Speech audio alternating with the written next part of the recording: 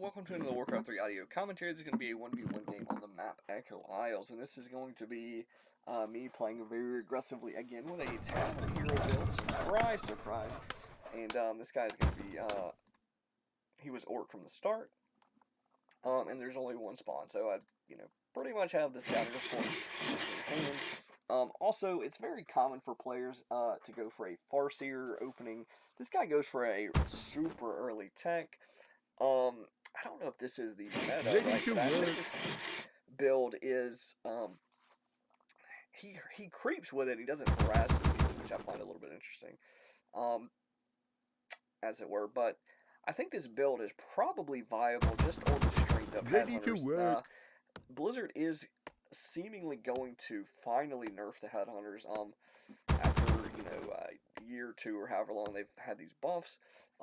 Seems like in their playtest sort of patch notes, Headhunter nerf is sort of on the horizon. I don't really know if it's enough of a nerf, but it, I think it's the golden lumber cost is going to be adjusted. But I think it's the range and the build time. I mean, obviously, if you adjust the cost enough, right, it can be a big nerf. And again, adding, I don't know if it's like 20. Job's done. Like 40 gold and 20 lumber, or 20 lumber and 10, or sorry, 20 gold and 10 lumber. I forget what the change is, but if you're massing them, it is gonna sort of hit you, right? And the lumber cost will delay. Potentially could be an issue, but if you're gonna tech before you make Headhunters, then that Ready nerf for is action. gonna be a little bit less. It's gonna give a little bit less of a sting. But anyways, the Headhunters will still be sort of efficient in combat, probably a little bit too efficient for their cost and build time, but as it is though, this guy is going to be teching.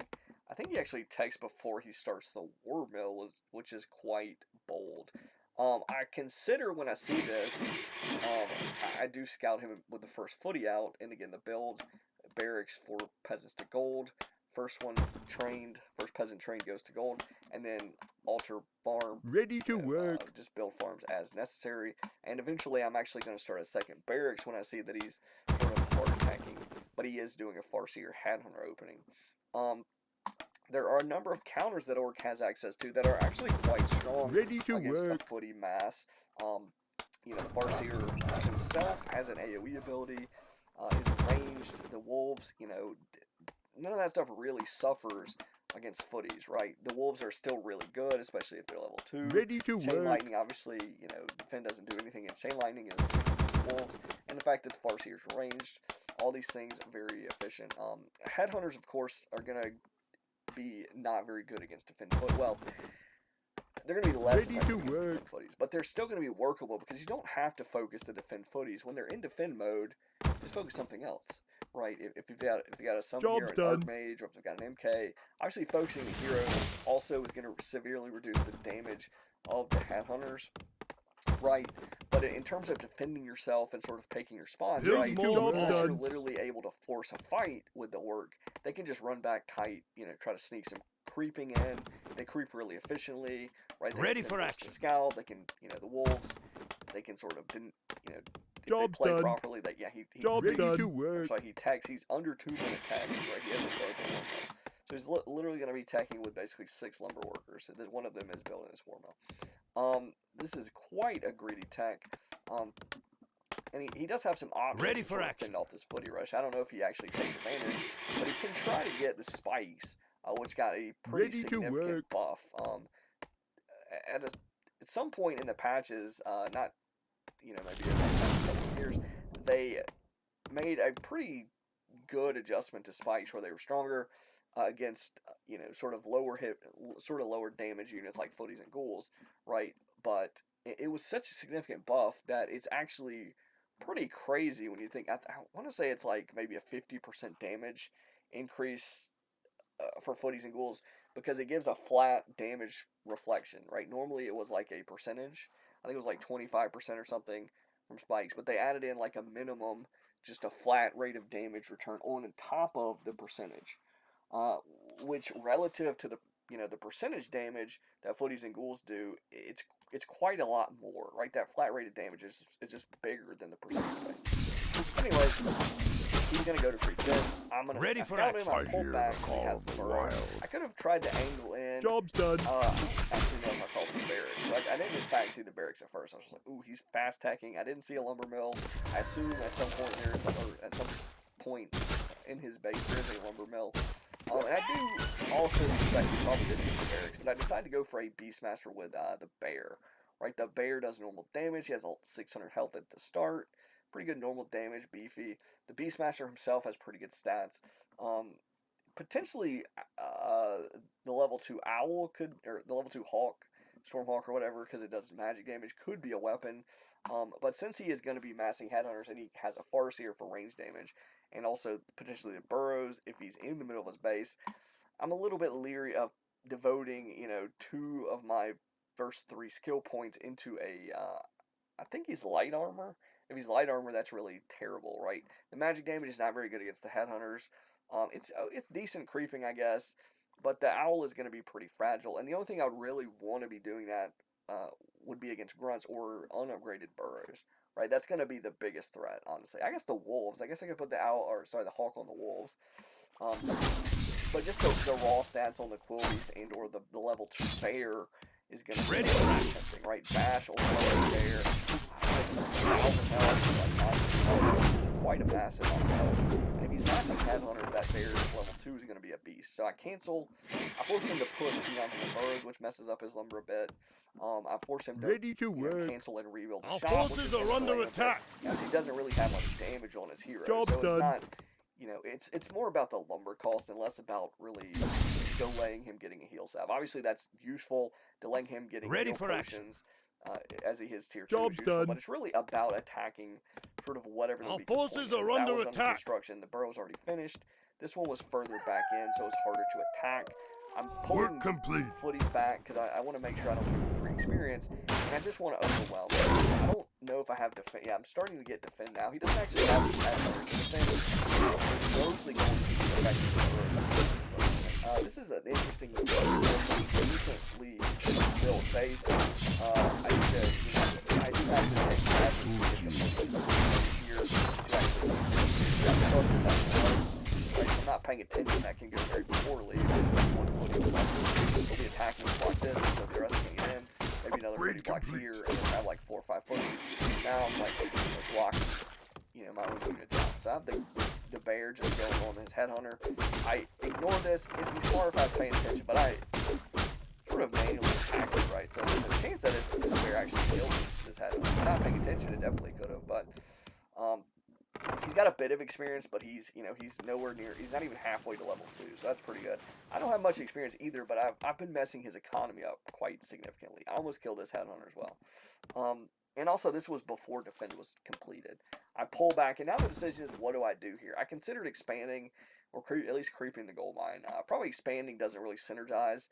I don't want to go into a weird late game against like Orc. That's one of the reasons, and one of the reasons why I like these aggressive sort of builds is because a lot of people just love to go into their, hard tech, Farseer headhunters, creep to 3, creep the TC to 3 or whatever, creep, Berserker upgrade, Lightning Shield, Adept Shaman, stuff like that, or whatever, go into Wind Riders, and there's a lot of variables and factors that you have to keep track of and stuff, and, and I feel like Orc is, they get the Fortified Burrow upgrade, that becomes a nightmare to, all the sort of points of weakness sort of fall away, right? As soon as these are upgraded, these burrows, possibly spikes as well and reinforced armor, you can't dive them with footies anymore realistically, and honestly, diving them with just about anything, it becomes sort of not very efficient, right? Not very viable, honestly, unless you have like mortars or something.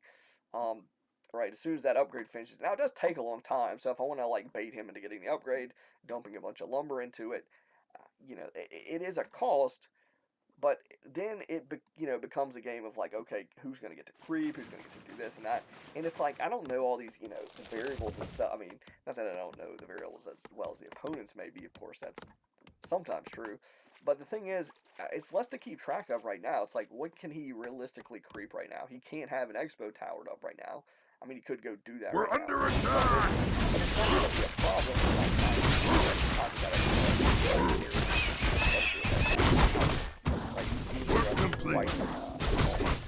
same with like the number of headhunters. The headhunters will really start to shine, maybe over the course of like 8 minutes, because they start just having a ton of them. Right, he delayed his bear. We're under attack! He delayed his bull bit, which means he just doesn't have that many headhunters, even though they build relatively quickly. Look at his resources. He's macroing twice. He's got, 500 gold, 170 lumber. He doesn't have his third burrow for some reason. Possibly a lumber issue. He starts to be scary. He needs to start his third burrow. He's about to be supply blocked. He can build one more headhunter, right, before he gets supply blocked. And then it'll have, like, maybe he can build another peon if he wants to. But anyways, I'm going to use a region scroll here. I creeped a mercenary here to get access to mercenaries. This is going to give you the possibility of leveraging your even quicker, right? I have 2 barracks and access to a couple of troll, troll. We're under attack! And then, I think it's the next day comes around, I'm going to have access to, like, a mud bottle. If I want to use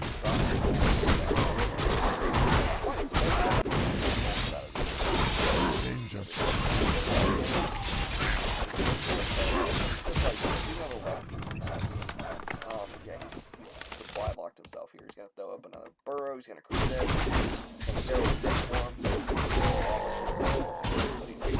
Whatever. He gets the one of that's not necessarily the biggest problem against the Beastmaster. We're under attack! Work complete. I can summon my bear and quillbeast Work complete. Before the battle, so I can just go ahead and like pop it. Battle going down.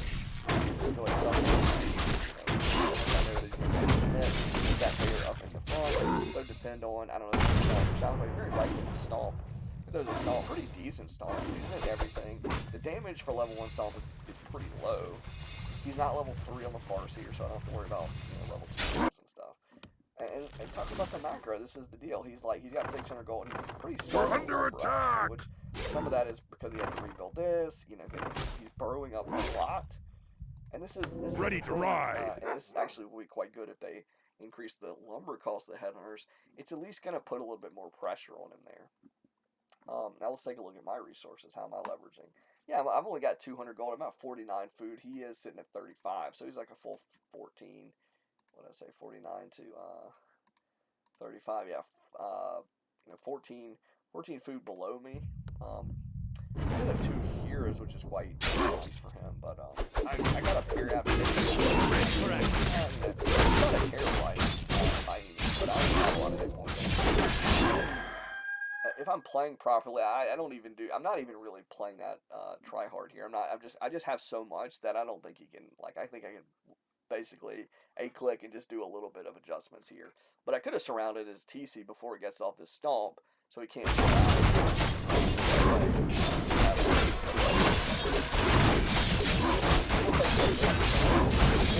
not a very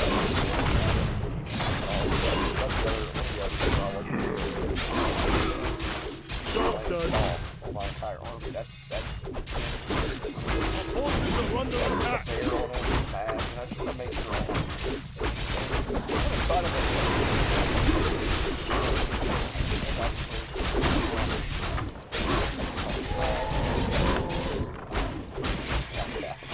I should have had something.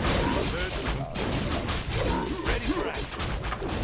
He does get the fortified. He did get the spice though, which is kind of interesting. He didn't really scout. Let me see if he scouted at my base at all. Yeah, he never knew how many barracks I had.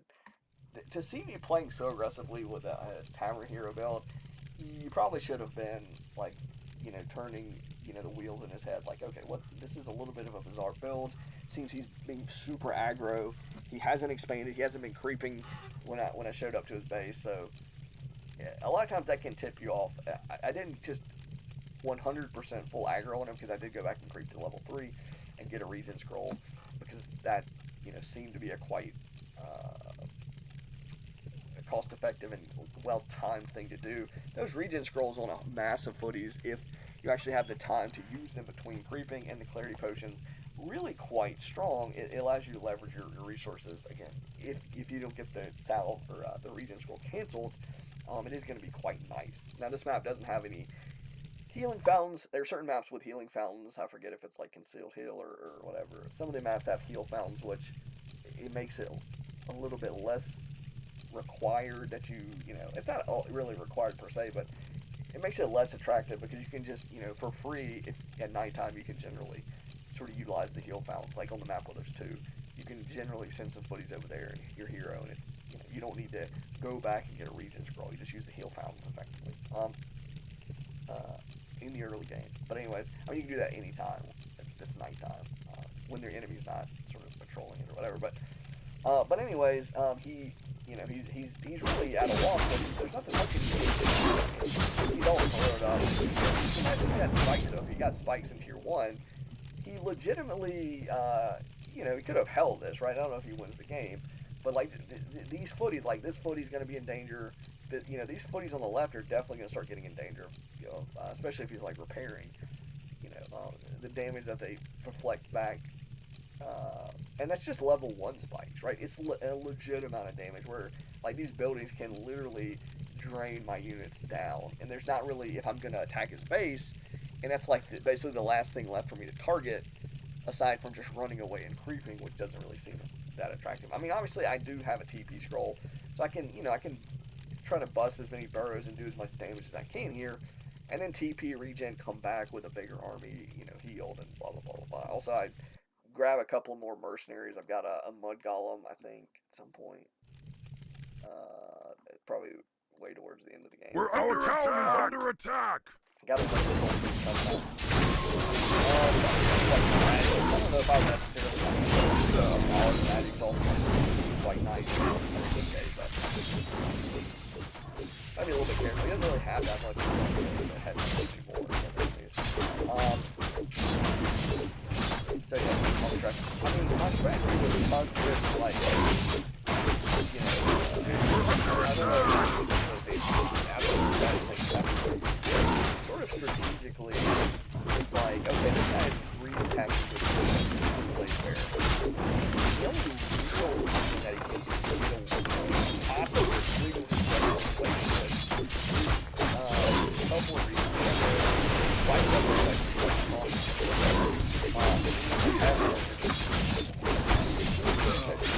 delay it, it's still well. But the problem is he's got to find a way to deal with these fights. Like really put it this way. Like I'm smart. I'm not going to scale my whole army. Once his headhunters are gone, I'll make sure I pull the units back before they die, and I'll get more use out of regen scrolls. And I should have been tacking behind that. I don't actually think I was, but you know, in terms of like, you know, the most optimal build, I'm tacking behind that so I can have access to priest, a second hero, maybe whatever, you know, you know, panda, or, you know, well, whatever I want to go for. It's like, you know, archmage for brilliant sora / water elemental blizzard, or you know, I can go any number of heroes, right? If their army is basically done, then just about any hero I choose is going to be pretty good. Obviously, if they're just running around with like one hero, the Naga might be pretty dangerous. In MK, it's a little weird to go Beastmaster MK, but just having that extra catch with what some people call catch, you know, the stun from Stormbolt, can be, you know, bolt surrounds. Just shut that chitin down, right? You know, if he's running around with just like a level 3 or 4 Farseer, and just, you know, taking pot shots and just trying to distract me while he, you know, maybe gets his TC back out, or he maybe gets another, you know, gets level 1 or 2 spikes, right? Maybe it's out of Shaman or something. I didn't see his Pyralides there, but which Purge would be sort of the natural. I suspect that Shaman and Purge are perhaps, I don't know if this is true, but they might be the meta against human. I remember one player who used to play a lot of netties. You know, I don't know if he still does, but he used to grind a fair bit of netties, 1v1 and 2v2 with human. And he said one of the things that orcs, at least then, like to do was, and this was, I think it was after Headhunters got buffed, which is a little bit surprising, but he said they would go Farseer, 3 Grunt into Mass Windrider. Now, obviously, Defend is not going to be nearly as effective against a Grunt opening, at least against the Grunts themselves, relative to the Headhunters. But I might just be able to find moments where I can just dive the burrows, and he just doesn't have that much DPS with 3 Grunts. So, but yeah, I think the other part of the strategy when you do the Farseer opening, and one of the reasons why probably players do play it this way, is especially if they're going to fast tech, they won't have as many Headhunters to creep, as early, or grunt in headhunters. So what they frequently will do will just immediately send the Farseer across the map. They'll just say, "I'm going right across the map. Whatever you're going with, I'm gonna scout it. If it's an Archmage, if it's an MK, probably has to be very careful." Which is why I like to, why I do like to have the MK sometimes. So if you can get a little, you can sort of lure him into, time it properly. If they're not careful, you can call to arms and sort of catch them a little bit, not totally unprepared, but like catch them. They don't really expect to get bolt surrounded, at a certain distance from your base. Like if they see militia and they see footies and they see an MK, they'll obviously be worried.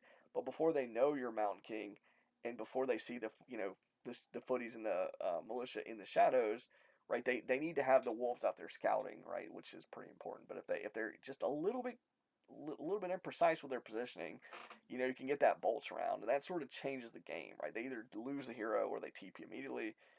So they could TP, block the bolt if they want to. That's a pretty bold play if they want to do that. But they could do that and then just return, right? To burn the TP, to burn your mana, but and save the damage. But ideally they have to, or ideally they want to avoid that surround, so they can make you burn your mana, maybe make you use 2 or 3 bolts before they TP or lose the hero and then rebuild it or whatever. And in the meantime, you're not creeping, you're using all your mana, and then whatever. But anyways, the thing is that though they scout you, so they see what's going on. If you're sort of out creeping, they can take shots at your workers, or they can creep jack you and just put some damage on you, and then they start to get a handful of headhunters, and now all of a sudden you probably don't have defend just yet. If you get defend, they can still kite you, right? They don't have to commit and let your defend footies just slowly creep up to the headhunters and start chopping. They can just spread them out, kite, and play really annoying, right? And it's not really hurting them too much, right? If you're not creeping, it doesn't hurt them as much that they're not creeping, and the fact that their range is so much better than yours, like right, their army that they can leverage and kite, and the fact that their summons are a little bit better because they can pull one wolf one way, one wolf the other way. Then when they resummon wolf, or if they summon wolves, if they have wolves already alive still, they're going to disappear, right? So they can get they can really try to make sure you don't get any experience from their summons, and the cooldowns are quicker, and the mana cost is lower, so they resummon, send one wolf one way, one wolf another way. The damage, everything, the stats, it works out really well if you sort of play it correctly. It's a very versatile and very effective strategy. Now I don't know if this is the case for all races. It's probably, of course, they're probably stronger in some races against some races than others, but yeah, I think defend is strong against the strategy, which again you would expect if like all the units that you well, all the early game, all the early game units that you really build are piercing. If you don't make any grunts, and then if you go into raiders, it's like, well, raiders are medium armor. They do siege. They're melee too, so they're not really that scary against footies. And one of the reasons why I think shaman with purge, even initiate level shaman come with purge, is because if people go archmage, purge is really good against water elementals. If they go beastmaster in this example, pretty good against bears. There's not really uh, any other efficient counter to bears, honestly. Maybe devour would be pretty good, I guess, but yeah, purge is a pretty decent counter even to leveled bears. They still have a lot of hit points, so it might take multiple purges, but shaman are relatively cheap. They do magic damage, which is good against footies. If you get a depth level, they get lightning shield, and even if you don't have those summons, you can sort of use purge as like sort of a hybrid type ensnare. It's not quite as good as a pure lockdown as ensnare, um, but it does give you the ability to sort of soft lock their units and slow them down. Right, it sort of stops them in place, units and heroes, for example. It stops things in place, and then it's sort of over time they regain some of their movement speed until they get back to full movement speed. So it's a little bit of a different take on sort of catch, as some people might say. But um, but yeah, it can function like that too in the case of if they win MK, for example, or if they whatever here they win, if you don't have summons or spells to that you really care about dispelling, then you just use it as like a lockdown mechanism. And then you got a cheap those magic damage, which again, against mass footies, relatively decent as well. And then Lightning Shield, right? You get Adept. And then Lightning Shield against these mass footies, one or two good Lightning Shields, right, not only can just completely break the back of that footy army, but even if it doesn't just completely smash them, it forces them to play in such a way that is very, it's not exactly super difficult to play against, but it really makes it harder to. It, it sounds like I'm being a little bit misleading, but it it makes the positioning and stuff difficult to avoid, right? If you're going to completely avoid the damage, that generally means you're just going to run away from the battle a lot of times, which may or may not be what you want to do. And then it allows them to buy themselves time. And then, like, imagine trying to push into a base where they have a 3 or 4 shaman adept level, and you've just got like footies. Maybe you have 8 to 10 footies or something, right? They're sitting in their base. You really just can't push the base. Then they get the fortified burrows and then maybe one tower, maybe no towers. Then they get the spike up. They can get spike upgrades at spike upgrade in level 1, which if he was smart, he would have done, right? He didn't scout, so he called me trash. Doesn't scout the double barracks. Doesn't react to the Beastmaster coming right for him. I didn't have to come right for him, right? I could have scouted him with a footy and then just immediately went to like expand or something, right? But I like to play aggressively against that build because I just prefer just to go like pedal to the floor. Like if they're gonna do a greed build and they're gonna do this hard tech and they're gonna sort of 80% of the time they're gonna go into these mass headhunters, 90% of the time mass headhunters, right, or whatever the stats are, right. If they're if the bet is nearly you know almost assuredly he's going to be going into headhunters, um, then yeah, why not mass defend footies, right? Why not do that? Why not try to get some get that second barracks up and then get some mercenaries, right? Slow and then go bear. Bear the bear is actually a stronger weapon against the headhunters than the water elemental is, and also the beastmaster is much tankier, right? It's harder to just sort of you know kite and throw damage at like an archmage. Uh, I mean, yeah, the Beastmaster has to get into melee range to hit, and the same with the bear, right? But the bear also has a ton of hit points, and he does normal damage, and he does bash, right? So he gives up some versatility and some sort of zoning potential and stuff like that in kiting, but he makes up for it by just really raw stats, and he does way better against buildings. Well, not so much burrows, unupgraded burrows, but he generally does way better against buildings than the water elemental. So if you're actually hitting like a shop or any kind of building that's fortified armor, I don't, I'm not really sure if buildings have fortified armor when they're under construction. I feel like it's easier to damage them when they're under construction than otherwise, but I'm not exactly sure why that is. Maybe they don't have the base armor. Maybe when they finish, they get like the 5 base armor or whatever it is. But I should know that, but I don't actually know that. So it is what it is. But anyways, the bear damage is going to be really good against those headhunters, and it's going to be really way better against heroes. So if you're actually able to connect hits on the Farseer, that bear is actually like you noticed the bear when he was bashing even the TC at level 1. The TC is not generally the greatest of targets because he's pretty tanky and he's level 1, um, but yeah, he's actually a legitimate threat. You land a bash or two and you're hitting with normal damage. Piercing damage gets quick in half, so with the water elemental, your damage gets cut in half. With Serpent Wars against heroes specifically, cut in half. Quill Beast, damage cut in half. So yeah. Whereas the bear, normal damage, hitting full, full damage swipes, boom, boom, boom on the heroes, pretty good. Bash can show up and mess up their kiting and mess up their ability to run away. It's not super consistent. It's a percentage based thing, so it's a little bit of a dice roll. I don't know what the percentage is, if it's like 25% or whatever it is. It's probably significant enough to to land. You notice it landing, right? If you watch when we're watching this replay, you notice it was landing sometimes. And definitely as he levels to like level 3, all of a sudden now he's got blink. He has an insane amount of hit points. I was like 1400 or 1200. It's just beefy. The ability to blink and bash and do massive damage, normal damage.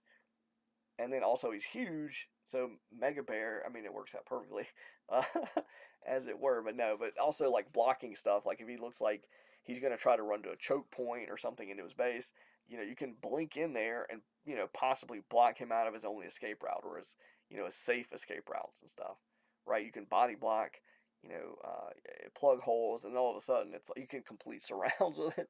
It's pretty fun, right? It's a pretty fun mechanic, right? Especially if they don't have dispel, which, again, I don't know why he didn't get any dispel, but why he thought a raider was going to be the saving grace. But again, he call me try. I don't. Yeah, I don't exactly know how the games go with that strategy. If you play, I mean, if you play standard, obviously, access to possibly breakers, priests, orcs, MK paladin, switch to rifle as you go griffins, knights. You do all kinds of things. And again, I don't know exactly what the standard is. I think Archmage MK Paladin is basically the standard hero comp. Now, whether you want to go into sanctums, multiple sanctums, any sanctums, whatever, it's, like I said, I don't follow the matchups as closely as that.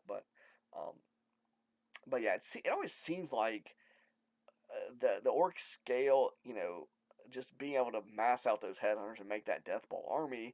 And then if you have an engagement, you trade a couple of units, and he just immediately is building them back. The Berserker upgrade is really good. The Farseer TC combo with Shaman with the Berserkers, pretty good. Adding in a Kodo with a massed army of ranged. They seem like a glass cannon, but then they're not exactly a glass cannon. Um, and then Stomp the TC sort of being the focal point up in the front, and then it's just like, and then maybe adding one Tauren or something. It's just like, maybe a Shadowhunter third or whatever. It's just, I don't really feel like that's I do feel like when played properly, Human has the potential, just like a lot of races, if they play properly, they have a potential to attack, sort of what is the weak point of that army, which is basically the low hit points of even the Berserkers, right?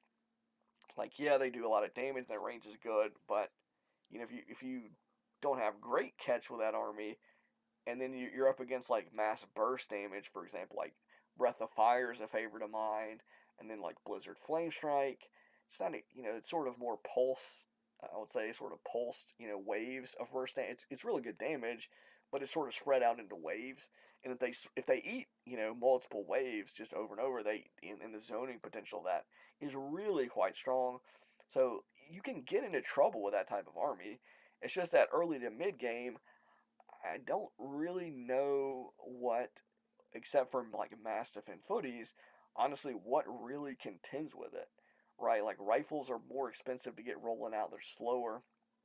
Yeah, their stats eventually get, range. They can get a range upgrade, and then they're beefy and stuff. Their stats go okay, but early to mid game they're just slow and they don't have that range upgrade. Right, the blacksmith costs a bunch of lumber. The war mill doesn't. I think the war mill should just cost lumber. Right, I don't know if that would totally wreck all the timings and all the balance. Right, if the war mill costs like 50 lumber or 60 lumber, like the blacksmith did, this build would be totally different, right? Because the tech timings and stuff would not be as brutal. The getting them out would be hard. It would be like a rifle build or a fiend build. Right now, the graveyard doesn't cost lumber either, so it would be more like a rifle build if they had the lumber cost there. But even still, rifles is still more costly, at least right now, than the headhunters. They're 3 food, they take longer to build, and the range is still not, a tier 1 without the range upgrade. They still lose to headhunters in terms of range. Um, in terms of DPS and hit points, they probably edge them out, but on a per food basis, on a per gold basis, I don't think that's the case.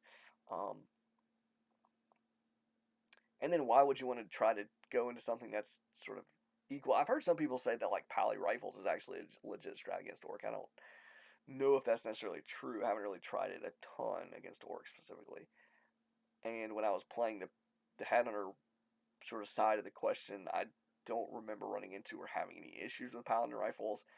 I mean, obviously, if you let the Paladin Rifle player sort of creep as quickly as you, and, you don't harass them early and sort of get an advantage early, then late game you probably do end up losing because they are a little bit sturdier, and then the range, they can get a range upgrade that, ends up giving them the range advantage. Now, it's not a massive range advantage, but it's the difference between being way behind and being slightly ahead. So, So that's a big deal when it's the unit you're massing, right? So the zoning and the positioning and stuff is sort of important there.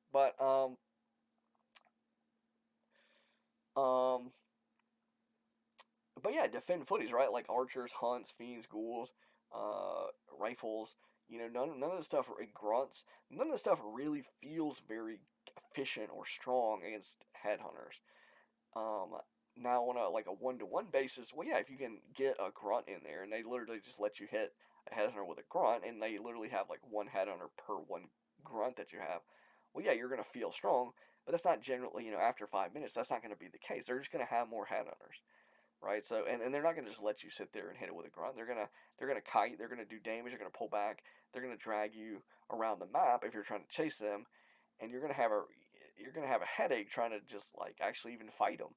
And then if you get put, what are you gonna push them back to their base where they have burrows and they just hit tier 2, and it's just a nightmare. So and it feels weird that the orcs like normally it's like, ooh, they're the melee strong, strong melee race, and it's like they would rather build headhunters first instead of grunts. Like this doesn't. I mean, it's sort of a thematic, like just subjective thing. Like, well, why do the orcs need to build grunts? Well, they don't, right? They don't need to build grunts, right? But it's like that's sort of how they've. And again, this is like just a subjective, personal thing. It's like it's sort of how their race is like portrayed. Like, oh, a big strong warrior race. Melee units have been good, and that's whatever. But and now it's just like, well, now they're just gonna spam headhunters every game. It's just like, I guess grunts are still working in some matchups, and I guess if you play them perfectly, you find the moments where they don't have a ton of headhunters yet, and you go for it. Um, but yeah, it just seems super consistent, and easy to play headhunters. I've played headhunters. My org win rate is honestly, it might be like my second or maybe my best. It's a weird to try to like judge it because I played a whole bunch of different game types. I don't remember the timing if I started with orc and or human or random or whatever, and so the timing, like who I played with, what kind of game types for, is so low. Da da da da da. All that stuff matters in terms of like trying to judge the balance, right? You would try to run just a bunch of games with orc and then a bunch of games with whatever race or whatever and see how you do and whatever. But it feels to me like honestly over even over various game types, not even just solo, but even like threes and fours. When I play headhunters, it's like wow, I don't even need heal salves. It's like there's certain maps and things. It's just like if you creep properly and kite and stuff, it's just like it's super consistent. You can play it safe. I mean, I say safe. You can creep things that normally would be a little bit dangerous if like spotted or something. And it's just like I literally can do it without even buying heal salves on some maps. It's just like, and it doesn't take like superhuman amounts of effort either. It's just like literally just lure the camp and just kite it from a certain range with the wolves tanking a little bit, and that's it. You're good to go, and that's 90% of the creep camps, right? I mean, maybe not 90, but it's a lot of the creep camps, right? That you could just do that with, and and then if the enemy comes, it's like, oh well, the creeps are sort of bugging out from this distance anyway. I'm not like in the middle of this, not really all the way into this choke point. I'm not like all the way enmeshed in the creep camp. I just pull back. It's no big deal. I pull back. The wolves are up there in the front, whatever. I resummon the wolves, or the wolves die to the creeps, whatever. It doesn't matter, right? I'm not like, oh, here they are creep jacking me. I'm about to get completely brutalized by this like super well timed creep jack. It's like, oh, my range is crazy. I can literally like pull back and kite and sort of angle, and now the enemy actually might start getting hit by the creeps themselves. Now a creep jack has turned into, I've flipped it, and like it's not even a creep jack anymore. It's like I'm creep jacking them almost. So or whatever. So it's just like I don't. It's just it is what it is, and I think they are going to change it, so that should help a little bit, right? I wish the range wasn't quite as sort of obnoxious as it is with the buff, but but changing the cost, will, depending on where they land, will I think the build time should probably be changed too to be a little closer to like fiends and hunts, like they are 10 seconds slower I think than headhunters. It's like what they're 3 food, they're building slower, and they're basically like either on par or worse, right? Like on a 1-to-1 basis, I feel like headhunters actually are beating hunts uh, for the most part. But then the food cost is like it's not going to be generally 1-to-1. The build time, the gold cost, and the food cost. it favors the headhunters immensely. With fiends, it's a little bit better because fiends have medium armor. They're not unarmored, and fiend range actually is, I think, it's the same as headhunter range, so they're not outranged, unlike the hunts, right? And while they are slower to build and they are more food, uh, I think they also have more hit points. So it's, um, and also the graveyard doesn't cost lumber to build, so it's not as taxing on your time, your tech timing and stuff. It's not as hard, and also you don't have to sit there with a worker, right? Every the undead player can just summon with a single acolyte and then just go back to work, right? The acolyte doesn't have to sit there and build, which is not the case for the other races. Have a worker sitting there building. I'm not saying that they need to make acolytes build, because that would be, based on the mechanics, it would really suck. Besides being a massive nerf, but and yeah, I think the stuff is probably cost. Uh, the costs are probably set for the buildings and stuff to sort of make it balanced. Like that's the mechanic, but then maybe the undead buildings cost more, something like that. I'm not exactly sure if that's 100% true, but anyways, in the case of the war mill slash graveyard, I think they're similarly costed, and they cost 0 lumber. So you might say the orc one actually technically costs lumber, because it has to have a peon build it. One second.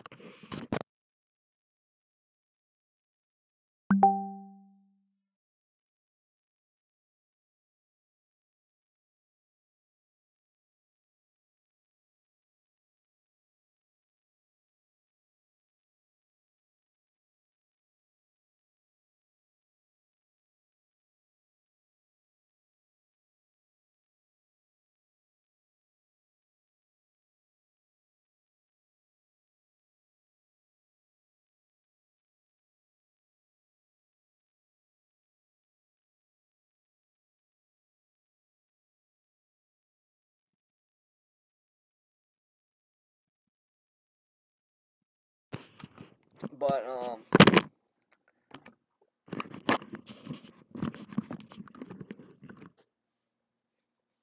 but yeah, in terms of like the hurting your tech build, like thinking about a huntress build, right? You know, one of the reasons why I think huntress is in a lot of game type, really in solo, I want to see. I guess against human, and I don't know. I guess there are build. I guess there are actually high level builds that do involve like massing tier 1. But you see a lot of elves not really doing that in solo, and I think one of the major reasons is it's so punishing. It seems so punishing to have to spend 100 lumber, um, on your prerequisite to make towers, uh, and huntresses and glaive throwers, right? You know, you think about like, and the same thing applies to a lesser extent to the human race, right? If the human wants to go early, like range units and stuff, and have some, a little bit of, some different options in tier 1 in terms of units, or in terms of, sort of massing into a core unit, right? Um, like a rifleman, for example. They gotta shell out, not only do they have to have a worker build an extra early game building, which is a cost in itself, but that building that they're building is not like the war mill or the graveyard. It costs 60 lumber. Only 160 gold, I believe, but 60 lumber is a significant amount of lumber, right? It's like a 30 or, I feel like it's a 30 or lumber cost to your tech to tier 2. Uh, so yeah, and when you talk about doing that with a war mill or a graveyard, it's not eating into your tech. It's not eating into your lumber resources at all. Well, in the case of the peon building it, technically a little bit, um, but then you go to the elf, and it's like the worst of all worlds. Not only is it 100 lumber, but it's also 210 gold. The gold cost is like the same as a war mill and graveyard, but it also tacks on the most lumber cost of all the others, 100. And unlike the graveyard, um, it requires the wisp to be building it. So it's a sort of additional lumber cost technically, um, and then you get access to the huntress, which is outranged severely by the headhunter. It's unarmored. It costs 3 food instead of 2, and it costs an extra like 50 gold or something, and it costs 10 seconds more to build than the Headhunter. And then their barracks requires a whisk, so their Ancient of War uh, actually basically cost actually I think it would technically cost slightly more gold because 160 I think it's 160 plus 60 for the whisk would be 220 or whatever. But anyways, um, it's just and then also they have to sit there building. Now, obviously, the barracks of orc and the barracks of human, like all the other races, to sit there and build. It's just undead that had sort of the edge of being able to just summon and go back to work, right? So that's something. But anyways, all that's a lot of obscure stuff, a lot of game mechanics that you probably may or may not really think about, may or may not really, based on how the building prices are, may or may not really make that big of a difference. But technically, if you really think about the math, I think it probably does play into why a lot of this sort of meta strategies are the way they are. Um, why certain strategies are a little bit more unforgiving in terms of committing. Like if you're going to go rifles, it's a pretty committed build. It's a pretty, it sort of requires you to sort of juggle some stuff and do the build properly, or you're just like in this weird, like your tech's delayed, your first units are delayed, they're uh, the range doesn't even beat they might not. Do they get? I think if they get outranged by headhunters, I think they get outranged by fiends too. So rifles technically outranged by these units in tier 1.